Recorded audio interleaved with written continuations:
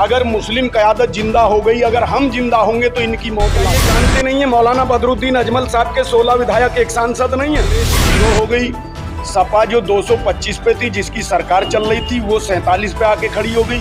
बसपा के जो 80 विधायक थे वो 18 पे साथ लेके चलना था, क्योंकि इनकी यही मजबूरी है कि मुसलमान राजनीति में अपनी हिस्सेदारी ना मांगे, इनके गुलामी करना। उनको नहीं लिया, ओवैसी साहब को नहीं लिया, तो ये मुसलमानों को अछूत बना चुके हैं कि मुसलमानों को हिस्सा नहीं में ये देखना नहीं चाहते, क्योंकि इनकी जिंदगी मुसलमानों की वोटों से मजबूर बना के रखना चाहते हैं। क्योंकि अगर मुसलमान मजबूत हो जाएगा तो फिर इनके बहकावे में वोट दोगे तो तुम्हारा वजूद बन जाएगा, तुम्हारी गिनती हो जाएगी। भारत चैनल में आप तमाम देखने वालों का बहुत बहुत स्वागत करता हूं। इस समय पूरे उत्तर प्रदेश में जहां वर्षा हो रही है, माहौल बहुत ही ठंडा है, लेकिन घोसी की अगर बात करें तो यहाँ का माहौल बेहद गर्म है। और जो माहौल गर्म होने की बात है वो यही है कि यहाँ पे उपचुनाव हो रहा है 2024 के लोकसभा से पहले। और जो ये उपचुनाव हो रहा है घोसी में, यहाँ पर अगर आपको बता दें तो पिछले 4 साल में ये तीसरी बार विधानसभा का चुनाव हो रहा है। ये एक सहयोग कह सकते हैं। 2019 में भी चुनाव हुआ था और 2023 में एक बार फिर चुनाव हो रहा है। और मेरे साथ कुछ लोग हैं, ये जो लोग हैं वो पीस पार्टी से संबंधित हैं। घोसी में जो मुकाबला इस समय बताया जा रहा था कि सपा वर्सेस भाजपा आमने सामने की लड़ाई है, लेकिन पीस पार्टी ने ताल ठोकी और राजभर की एक पार्टी और अंबेडकर जन मोर्चा एक पार्टी है, इन दोनों को जोड़कर कहीं ना कहीं पीस पार्टी भी थोड़ा बहुत लड़ाई में आ गई है।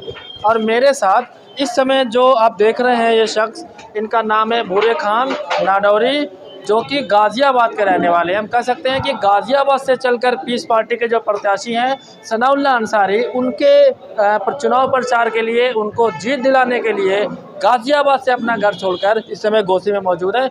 मैं आपका भूरे खान जी बहुत बहुत स्वागत करता हूं अपने चैनल में। आपका सबसे पहले मैं अपना सवाल यही आपसे पूछना चाहता हूं कि 2012 में पीस पार्टी का एक स्वर्णिम दौर था, जब इस पार्टी से पूरे 4 विधायक चुने गए, लेकिन वो कहीं ना कहीं कहा जा सकता है कि वो 4 विधायकों का चुना जाना पार्टी के लिए अभिशाप साबित हुआ और वहाँ से लगातार पीस पार्टी का ग्राफ नीचे चला गया। क्या वजह है आखिर? क्यों? ये वो पीस पार्टी का ही नहीं, आप अगर राजनीति करते हैं तो सारी पार्टियों पर गौर करना पड़ेगा। 2012 में अगर हमारे 4 विधायक जीते थे तो अखिलेश जी की सरकार बनी थी, बहन जी के 80 विधायक थे, कांग्रेस के 29 थे, लोकदल के 9 थे, हमारे 4 थे। लेकिन 2014-12 के बाद में जो 17 का चुनाव आया, उसमें आप हमारा हिसाब नहीं लगाइए, कांग्रेस 0 हो गई। सपा जो 225 पे थी, जिसकी सरकार चल रही थी, वो 47 पे आके खड़ी हो गई। बसपा के जो 80 विधायक थे वो 18 पे आ गए। कांग्रेस के जो 29 थे वो 7 पे आ गए। तो जब इतनी बड़ी बड़ी पुरानी पार्टियां जिनकी बिल्डिंगें ढह गई, तो हमारी झोंपड़ी का आप सवाल करोगे तो जब राजनीति की दिशा ही बदल गई तो हम क्या करें? ठीक है भूरे खान जी, मैं आपके जवाब से थोड़ा बहुत मुत्तफिक हूँ, लेकिन मेरा सवाल इसमें एक और है कि ठीक है सीट पीस पार्टियों को नहीं मिली, लेकिन वोट परसेंट क्यों गिर गया? देखिए, वोट परसेंट क्या है कि यहाँ लोगों का जो मामला है, बीजेपी आई 2014 के बाद में, जो बीजेपी ने माहौल बनाया है हिंदू मुस्लिम का, जो जातियों का जहर, धर्म का जहर घोला, तो उसमें मुसलमान दहशत में आ गया। और ये जो अदर पार्टी हैं बीजेपी को छोड़ के, ये सब कहने लगी कि भाई हम बीजेपी को हरा सकते हैं, तो मुसलमान कहीं ना कहीं ये सोचने लगा कि भाई पहले हम बीजेपी को हरा लें, बाद में अपना काम कर लेंगे।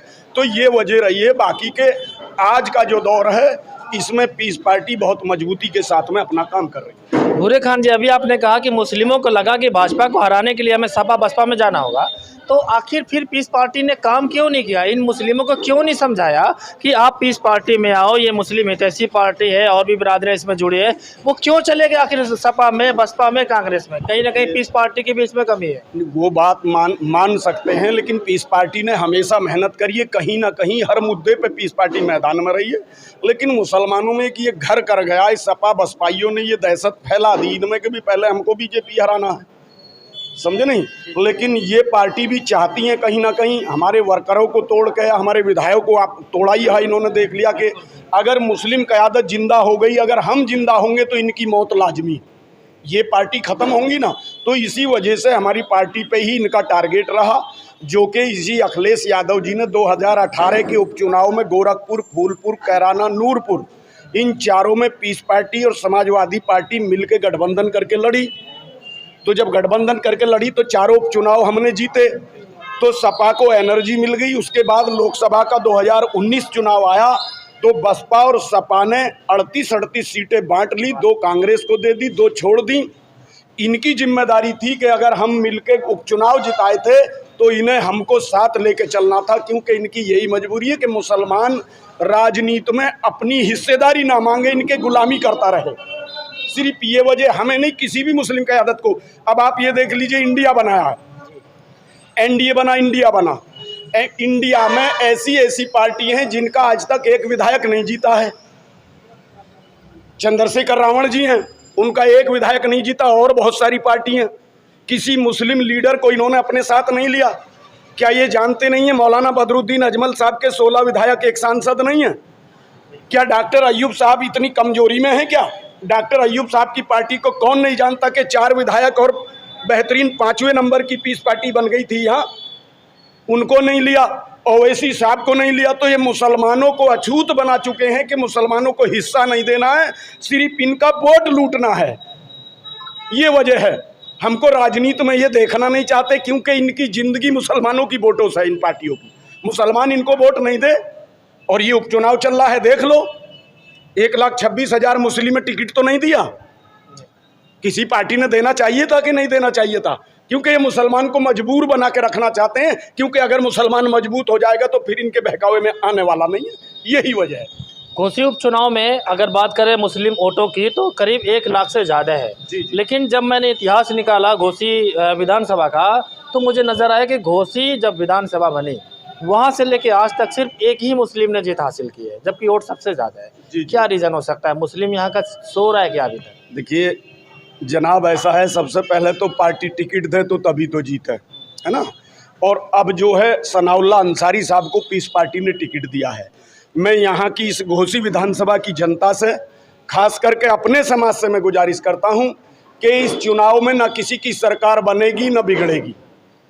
सपा का उम्मीदवार जीतेगा तो अखिलेश जी मुख्यमंत्री नहीं बन जाएंगे। बीजेपी हार जाएगी तो अखिलेश जी, योगी जी मुख्यमंत्री से हट नहीं जाएंगे।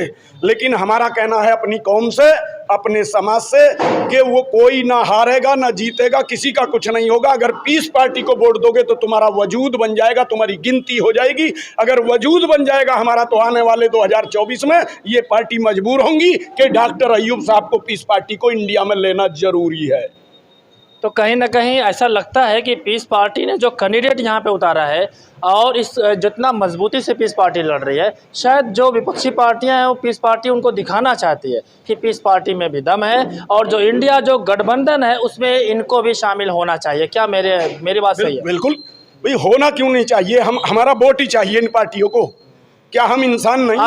आपको हिस्सेदारी चाहिए। बिल्कुल हिस्सेदारी चाहिए। छोटे छोटे समाजों की पार्टी बन रही है। कौन सा ऐसा समाज है? मैं अपनी कौम से ये कहना चाहूँगा कि इस देश के संविधान, इस देश के सिस्टम को समझो। इस देश में पार्टियां हुकूमत करती हैं। अब तलवार का राज नहीं है, राजा का बेटा राजा नहीं बनेगा। अब तो पार्टी बनाओ, राजा बन जाओ। अभी हमारे यहाँ पश्चिम में 3 दिन पहले त्यागी समाज एक जिले में पाया जाता है, उन्होंने भी अपनी पार्टी बना ली। राजभर ने पार्टी बना ली, पटेल ने बना ली, निषाद ने बना ली, दलित ने बना ली, कई बना ली। हमारे समाज की समझ में नहीं आता, क्योंकि इस देश में, इस प्रदेश में अगर पार्टनर चाहते हो बनना सरकार में तो पार्टी बनाना पड़ेगा। बगैर पार्टी के पार्टनरशिप नहीं मिलती है।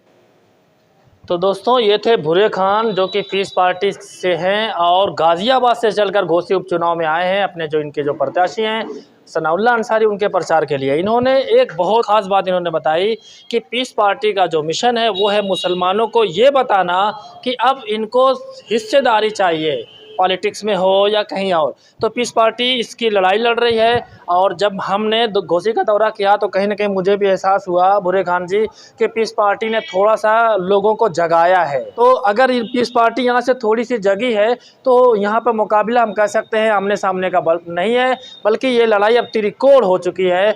और इस विधानसभा का जो है और इस बीच में जो भी न्यूज़ आएगी घोसी विधानसभा से आप तक हम लोग पहुँचाते रहेंगे। मैं अपने कैमरामैन इमरान अहमद के साथ फैसल अंसारी, बोलेगा भारत।